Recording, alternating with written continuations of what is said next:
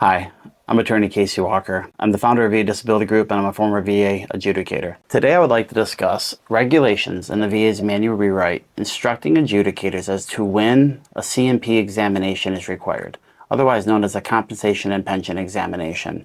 Now, if you recall, this is a type of exam that the VA will order when a disability benefits claim is made for disability, for pension, or for compensation purposes. So how can we avoid the C&P exam is ultimately the question. Well, let's dig right into it.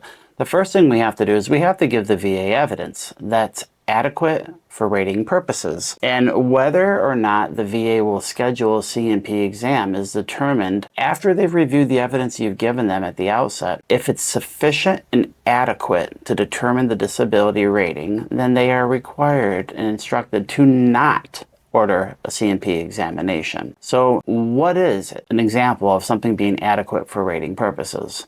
Let's take a look at the regulation at 38 CFR 3.326.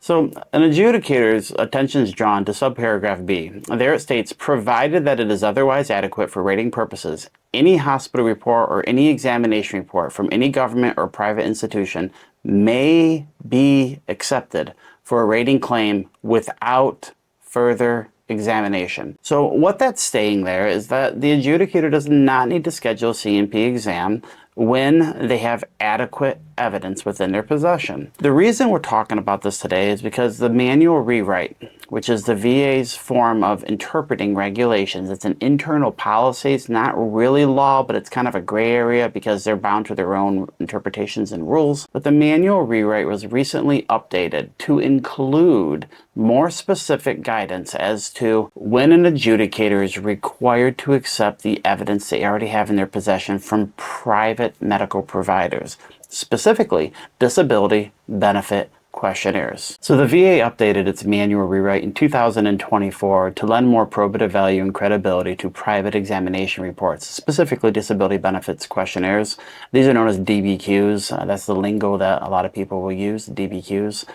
There's a link to the VA's DBQ repository, which is public facing, in the description below. So let's jump right into the updated manual rewrite provision and let's just read it. What we're looking at here is when the VA is required to use medical evidence in lieu of an examination. And it states, as noted in 38 CFR 3.326, that's what we just looked at, as noted in the following laws, medical evidence of record may be deemed adequate for rating purposes to make a decision on a claim, and this is the important part, without requesting an examination or medical opinion. Again, without requesting an examination or medical opinion. So again, let's step back. We're looking at the VA's instructions for how adjudicators are supposed to approach this type of scenario, meaning they got a disability benefit questionnaire that's probative and properly completed in their possession. Do they need to schedule another C&P exam to determine the severity of impairment?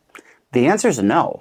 Not only is the answer is no, but they're not allowed to schedule the exam if what they're holding is probative and adequate for rating purposes, as found in that language we saw in 38 CFR 3.326. This manual rewrite provision expounds on that and provides more insight as to what's that look like? When is it adequate? So let's take it one step further. You'll notice that they have a graph in this manual rewrite section. And at the very beginning, if a claim is accompanied by medical evidence that is adequate for rating purposes, as defined in 38 CFR 3.326, do not routinely request an examination for issues for which the evidence of record is sufficient to make a decision. Now, let's look below that. This is now we're in the then, and this is within the actual, the table. In the notes, expressly it states, this includes disability benefit questionnaires completed by a private or Department of Veteran Affairs provider that are deemed adequate for rating purposes. The bullet below that actually points the individual or the adjudicator to when a DBQ is adequate for rating purposes. The takeaway here is that if you get a DBQ and it's properly completed, they're required to accept that. So if you file a claim and you submit DBQs, and you point out this provision, you might be able to avoid going to a VA compensation and pension exam. This can be really helpful if your examiner checked favorable boxes on the DBQ report, where you could get, instead of a 10% for your headaches or a 0%, maybe a 50%, if that examiner that examined you, your private examiner, is more apprised of the severity of your symptoms and check those boxes accordingly. This is powerful. It's the first time the VA has taken such proactive measures within their manual rewrite to provide a favorable interpretation. So it's incumbent on veterans to use this to their advantage, and representatives and VSOs. They should be pointing the adjudicator in the direction of this exact manual rewrite provision, and also pointing out the regulation. But there's no reason for a C&P examination to be ordered when you've already given them a completed DBQ. So what is a DBQ? We didn't really cover that in detail, but a DBQ, a Disability Benefits Questionnaire, again, I mentioned it earlier, is a public-facing report that a medical provider can complete, which gets to the symptoms that you have, not the link to military. All right, that's called a medical opinion. We're talking about the symptoms. So for all intents and purposes, we're assuming you're already service connected. Now we're getting to the symptoms. How bad are your symptoms? That's where the DBQ comes in. And they check boxes that correspond to the VA's rating schedule found in 38 CFR Part 4. And that's the show me the money. These symptoms equal this percentage. These symptoms equal this percentage. Well, the doctor or the examiner checks those symptom boxes. And if done properly, it should be accepted. So the next thing we need to ask ourselves is, well, that's well and good. I've done this. I've gone to my private examiner and my private doctor, and they completed 3 DBQs. I submitted them with my claim, but they still scheduled C&P exams for those exact issues. Well, it begs the question, does the VA follow its own rules? Frankly, the VA is not even aware of a lot of its rules. A lot of these rules change week by week, month by month, year by year. And in all fairness to the VA employees, it's hard to stay on top of all these rules.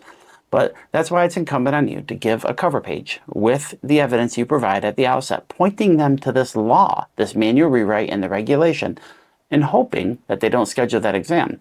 And you might want to submit a second and a third communication a week and 2 weeks later with that same cover page only, so that they know you don't need to schedule a C&P examination.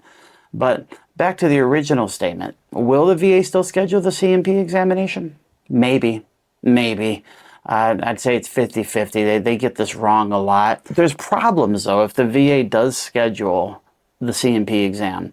There's this concept, a legal concept known as developing to deny. And so let's take this example. The VA has everything it needs within its possession to adjudicate a favorable claim, but then they schedule an exam. Well, the only reason they might be doing that would be to develop unfavorable evidence so that they can deny you. It's called developing to deny. It's forbidden by case law and the VA laws. Another reason that we need to push back against this is it's wasteful spending. The VA spends millions of dollars on these examinations every year, and it's unnecessary if they already have within their possession what they need to adjudicate a claim. And lastly, even if the examination report is favorable, most of the time it'll be duplicative, which is unnecessary. And so we're looking at developing to deny, wasteful spending, and duplicative evidence. Those are all reasons why the VA should not be scheduling these C&P examinations. Nonetheless, they still do. But as long as you're prepared to tell them why they don't need to do it, you might be okay. So let's get to the question at hand. Should veterans submit private DBQs in support of their claim? Absolutely. It's a no-brainer. Remember, when you're in the position of submitting a claim with the VA, the primary goal for the veteran should be to put themselves in the best position possible to achieve a favorable result. It doesn't guarantee you anything, and anyone who tells you there's a guarantee of something, run away from them, run fast. But it puts you in the best position to receive a favorable result. So would this accomplish that? Would submitting a DBQ put you in a better position, or maybe the best position to receive a favorable result? Unquestionably, yes. So let's talk about some final considerations. When you go to your private provider for a disability benefit questionnaire, you got a few things you need to consider here. Was the DBQ completed properly? Throw the private provider a bone and maybe complete your name and your claim number and your address, some of the perfunctory information at the top of the form. And then if there's other things you can help complete, you're not the examiner, but if you can help them by giving them records or maybe completing certain sections of your symptoms, they might appreciate that. And if you're familiar with the form, maybe you can show them, you need to complete this, this, and this. But help the examiner with the information they need. That's number one. Number two, once they've completed it, take a look at it. Make sure they check boxes that aren't harmful to you. So this does happen. It happens more often than you think, where examiners will check boxes that might actually be detrimental to you. So that might be where a representative comes in, that we're having a little bit more knowledge as to how you know if something's detrimental. But nonetheless, just take a look at it and make sure it's not going to be detrimental. Lastly, you have to send the DBQ to the VA. So just obtaining it doesn't do you anything, even if it's a VA provider. You can't just procure the exam, the DBQ report. You need to submit it to the Veterans Benefits Administration, not to be confused with Veterans Health Administration. Just because someone within the VA completed the examination report known as the DBQ, you still need to submit it to the VBA, Veterans Benefits Administration. You can usually submit it to the Evidence Intake Center, but simply getting one completed does nothing for you if you don't submit it to the respective parties. Another consideration is, as you submit these DBQs, you should be overwhelming the VA with as much evidence as possible that supports what the doctor checked. Sworn statements, symptom logs, medical records, maybe it's objective imaging, maybe it's laboratory findings, maybe it's medical literature. But you should be submitting as much as you possibly can at the outset with your claim, and hoping that you're hedging your bet for a favorable result. Let's say you've walked the VA employee to the water and you've communicated all the laws they need to be aware of as to why they do not need to schedule a C&P exam. Ultimately, the VA employee has the final authority to determine whether or not they believe an examination is necessary. Push comes to shove, at some point in time, if they keep scheduling it, you need to attend the exam. And you need to hope that the evidence, if you have a favorable piece of evidence and a piece of evidence that's not favorable that comes from the C&P exam, remember, if you have a piece of favorable and unfavorable evidence, it's an equipoise. And under VA law, it's supposed to push to the veteran in a favorable way. So even if you get an unfavorable result, it still might work out in your favor. And at least you'll have it documented that you had those symptoms. So definitely still go to the exam, and you can only tell the VA something so much. At some point, you got to move the case along. That's kind of my final insight on this matter. I hope you found this topic helpful. If you did, like and subscribe to the channel, and thanks for watching.